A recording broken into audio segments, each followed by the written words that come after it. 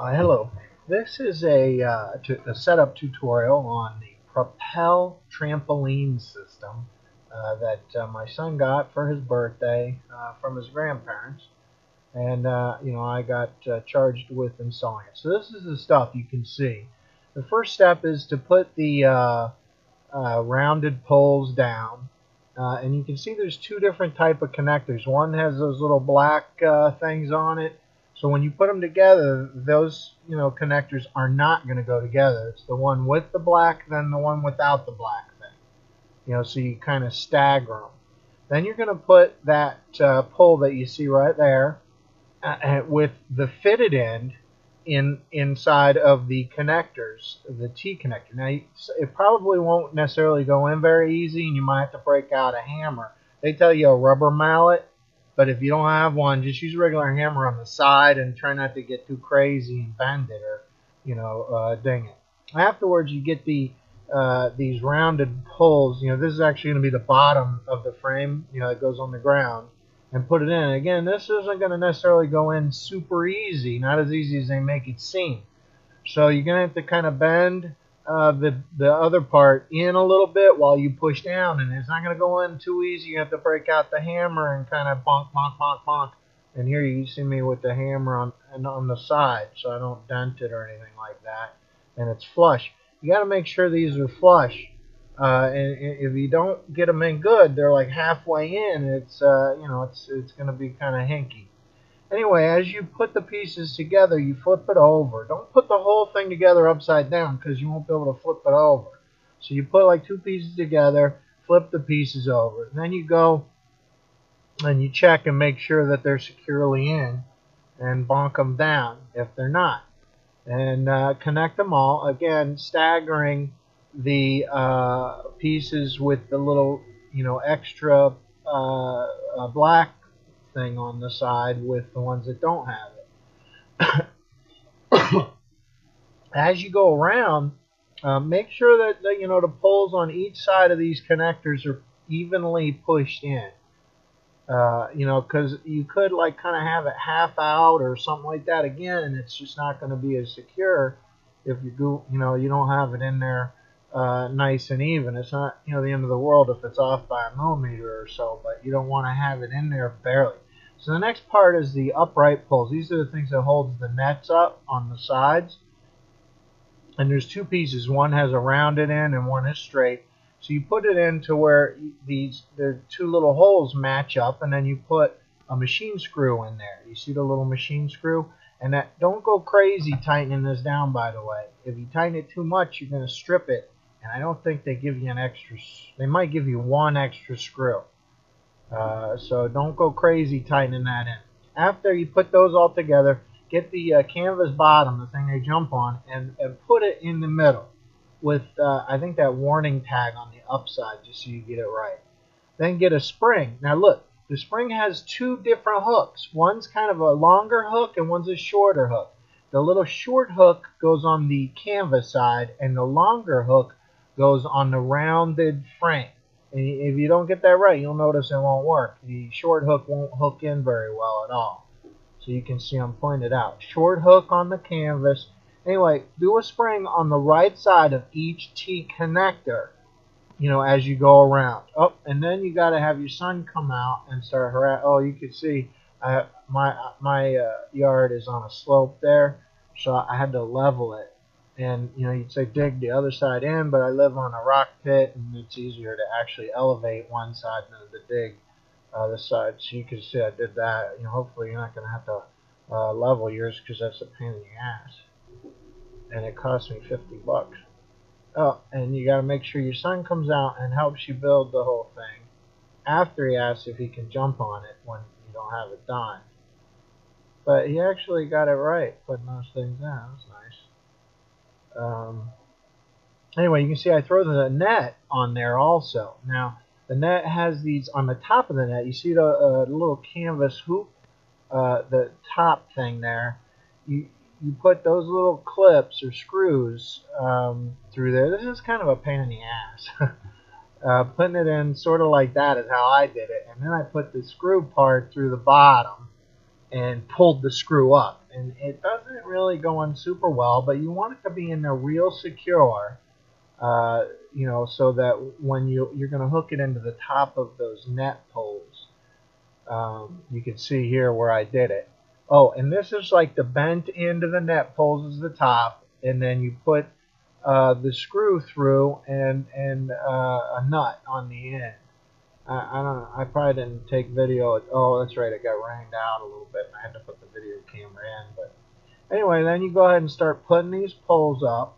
Once you know the tops are hooked in to the net, you put them in, and you know it's not too bad. It can be a little bit tricky, but don't put the screws in yet, the bolts, because you're going to be pulling this out again. Anyway, then go get another spring, and on each side of the springs you already put on the canvas, put another spring in and hook it through the bottom of the net. That's going to hold the net to the edge of the canvas. There. You can see there where I did it. I'm pulling it down, and then do it all the way around on just those springs. Oh, there's my leveling job, which by the way I'll perfect later on. Sort of just rigged it so I could play on it. But anyway, so then you go ahead and start hooking in a few more of the springs, but separate them. Don't do, you know, every one, and hook it into the bottom of the net with, you know, each spring. Notice I'm not doing every single one. I'm kind of going around, and you'll see it's very difficult to pull these springs out to the frame. You might need two people. I did it by myself, but it was no easy task. You got to pull real hard on it. So anyway, once you get that in, then just start putting the other springs in until you get all the springs in and through the bottom of the net. Anyway, after you're done doing that, then pull the pulls out and lay them on the canvas like that. And then you're going to put this border thing that covers the springs, you know, put it around and try to get it right. You'll see the bottom is going to have these hoops on the bottom, and the top won't have them. So you'll know if you can't figure out which is problem. But make sure these little circles are at the T-junctures, so that, you know, those poles that hold the net are going to go through those little holes. So as you can see the little hole that goes into the thing. I don't know why I keep showing it. And there's the hoops. Now you see these hoop that you're going to detach a spring and put the spring through that hoop, which will hold that part of the mat over the spring. See? How clever is that? Very clever. So do that all the way around where you see the hoops in the bottom. And you'll make sure that these holes are lined up, or you'll have to detach those guys again. See that? Whoop. Very nice. Very well engineered device, this trampoline. I mean, it was hard to put together, but you know, they do a nice job building this thing. Anyway, oh yeah, there I am. I'm saying, okay, now take the poles and put them back in there. You know, through those holes, as you can see. Yay! It's actually coming together real nice. Okay, so I think now we're going to do the bolts. Yeah. Put the bolts through there and the nuts on the end. Yeah. Yeah, blah, blah. Let it screw it in. Yeah. The difficult part here. And you know, these wind, you know, this is in case it gets windy or whatever, the tie downs. And what they supply you with is a little on the cheap side. So I mean, I'm getting those, and you know, I used it for now, but I'm gonna go get those ratchet strap downs with a dog chain that screws in, because you know we get some wind off of the lake, and I don't want my trampoline blowing away. I plan on fastening this down quite a bit better. And I suggest the same if you're in an environment where you might get some wind. And we get some serious business wind off of that lake sometimes. Oh, and then it's time to test it. Yay! Goblin. And where's the goblin's helper? Boing, boing, boing. Very nice trampoline. There's the goblin. That's Uncle Goblin, who did not help me put it together because he's busy being a butt. But he, now this trampoline's rated for 300 pounds and he weighs about 8,000 pounds, but it held up with him. And keep in mind, I suggest, common sense, adults with little kids, an adult has to be careful. See that? You see how the little guy bounced a little bit weird? You can see that could cause some serious injury if you're not careful. So oh, wait a minute. I have to have a pit bull come test it out. Oh no.